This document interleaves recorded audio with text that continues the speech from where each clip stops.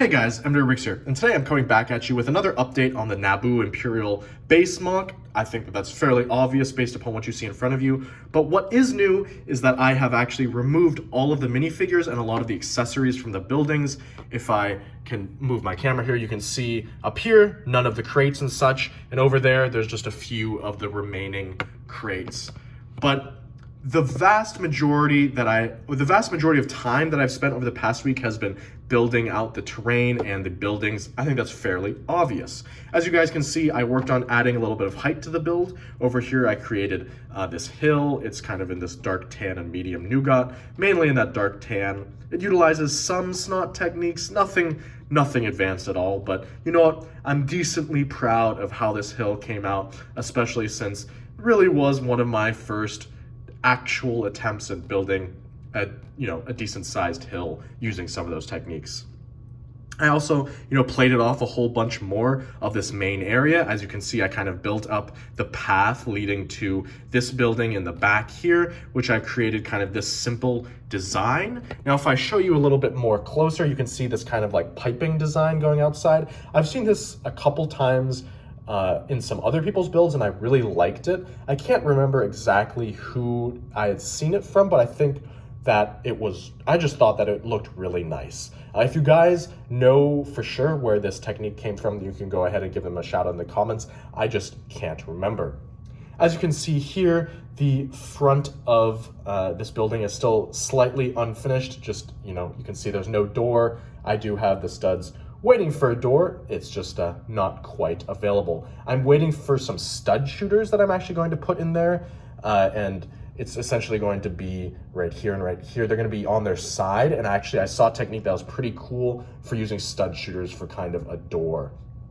Now beyond that, it's just a very simple building with a simple outer design. Now I will say I made the wrong choice for this roof right here. Essentially what I did was I didn't have enough dark bluish gray bricks, so I just said, why don't we just use dark bluish gray, I can't speak English right now, dark bluish gray plates.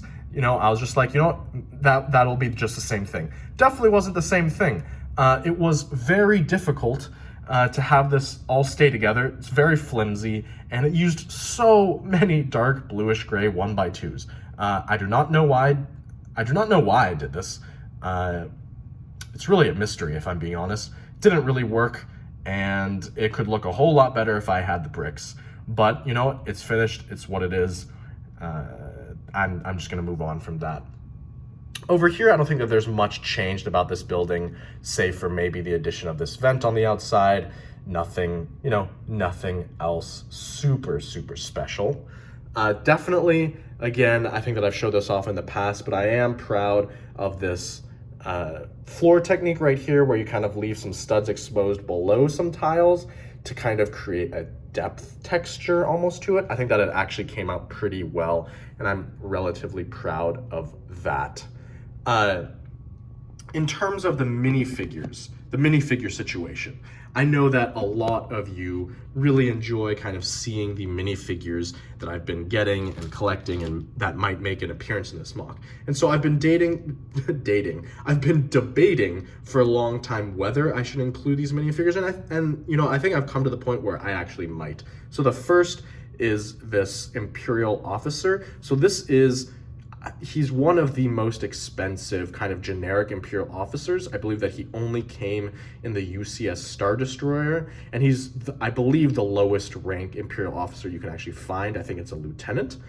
So this is really cool because, you don't see a lot of low ranks like this in other people's builds, of course, due to the fact that it's just ridiculously expensive to get them, but also just because I feel like, people use a lot more of the other bodies soon, or more often. They just use them more often, and it's an easier thing. They arrive to your house sooner. I think that's what I was trying to say, because these are kind of rare and they're difficult to find. Now, the other figure that I got from that UCS set is actually this printed arm crewman. I don't think that he's going to be making an appearance in this mock, so we could throw him to the side. I'm not, because it's too expensive to be thrown, but I'm definitely going to try to work in this minifigure. Beyond that, I will say that There will be more ISB mocks in the future. That's definitely something that I'm looking forward to and definitely going to try and work and get you guys more of, because I know that you guys enjoy it. But other than that, I think that really covers all of my bases for this update. I hope that you guys enjoy the progress and enjoy what you have seen so far. If you have any suggestions or anything like that, definitely leave them in the comments below. But other than that, I don't think I really have anything else to add. So as always, guys, like, comment, subscribe to the normal stuff, and I'll catch you next time.